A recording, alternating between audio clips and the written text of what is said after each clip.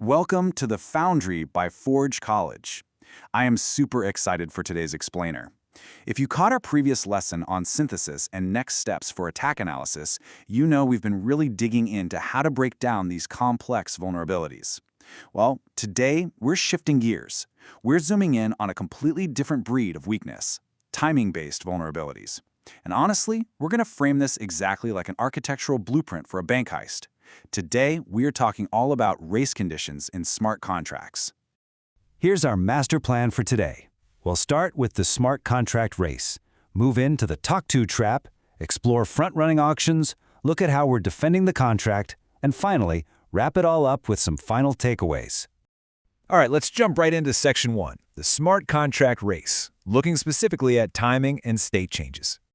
Okay, so picture this. Imagine a bank guard who checks your account balance, actually opens the physical vault for you, but then leaves that huge steel door wide open for, say, 5 minutes before finally updating the official ledger.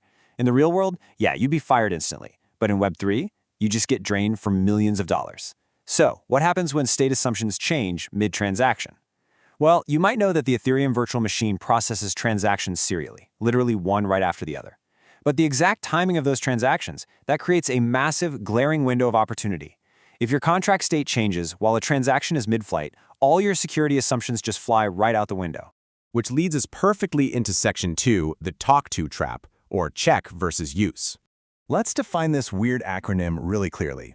TOCTO stands for time of check versus time of use.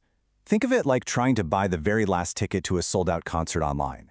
You and some random stranger both click buy on your separate phones at the exact same millisecond. The server checks the inventory for you. Yep, one ticket left.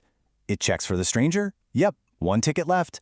Then it issues a ticket to both of you. You both show up to the exact same seat, things get incredibly awkward, and the whole system completely breaks down. Why? Because the state, the actual ticket availability, changed between the time it was checked and the time it was actually used. Now, this brilliantly illustrates how that plays out in actual code. What you're looking at is the classic vulnerable withdrawal pattern. Look at step 1, the contract checks your balance. Cool, everything looks good.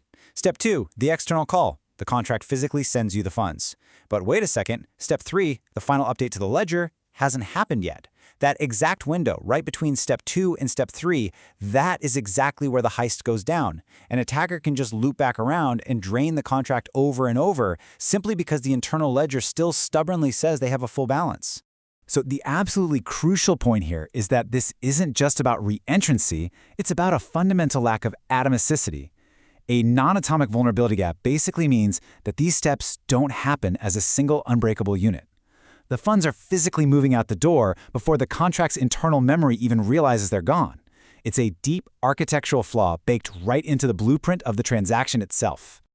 Let's shift our perspective a bit and look at Section 3, front-running auctions and observable state risk. We're moving from internal contract flaws over to external observer attacks. Let's look at these side by side. On the left, TOCTOU relies on an internal timing gap, and it's usually exploited by just a single actor manipulating the flow of their own transaction. On the right, though, front-running is a totally different beast. Because the blockchain is public, an external observer can literally see your transaction sitting in the mempool, realize, hey, this is profitable, and just pay a higher gas fee to the miners to blatantly cut in front of you in line. Let's break down the attacker's toolkit here using this matrix. Take a look at the first row. If highest bid is observable state, automated bots and MEV searchers can just read it and immediately front-run you with a slightly higher bid.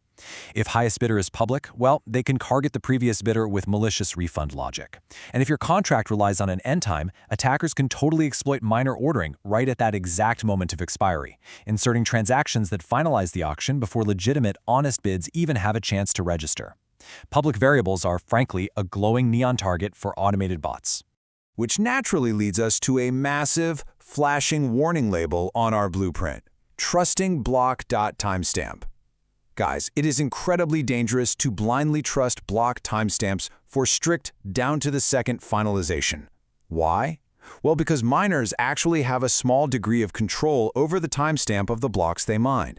I mean, they aren't exactly time travelers, but they can slightly manipulate this timeline, just enough to push an expired auction into valid territory or vice versa. They're effectively changing the outcome of the race just to suit their own bids. So how do we actually stop this? Let's get into Section 4, defending the race and closing these vulnerabilities. You know, when we analyze smart contracts in our learning tracks at Forge College, this exact architectural flaw pops up all the time. So here are your structural fixes to permanently lock down that vault. We've got checks effects interactions, pull payments, mutex locks, and commit reveal patterns. Let's start by looking at the absolute gold standard for defense. Let's completely remap that vulnerable withdrawal flow we saw earlier into the safe pattern. Step 1, check balances, normal stuff. Step 2, update state. Notice this, we deduct the balance on the ledger right now. Step 3, external transfer. We only actually hand over the money after the ledger is fully updated.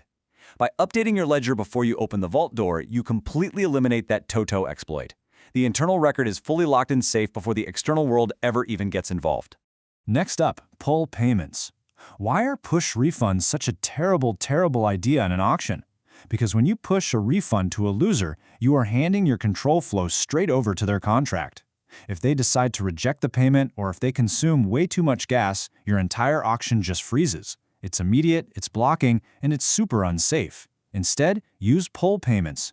You simply update a ledger saying, hey, this loser is owed a refund, and then you let them pull their own funds in a completely separate isolated transaction. This keeps your main contract flow atomic, perfectly isolated, and completely safe. All right, let's bring it all home with Section 5, Final Takeaways on Smart Contract Safety. Honestly, if you write this down on a sticky note and slap it on your monitor, you'll be miles ahead of the curve.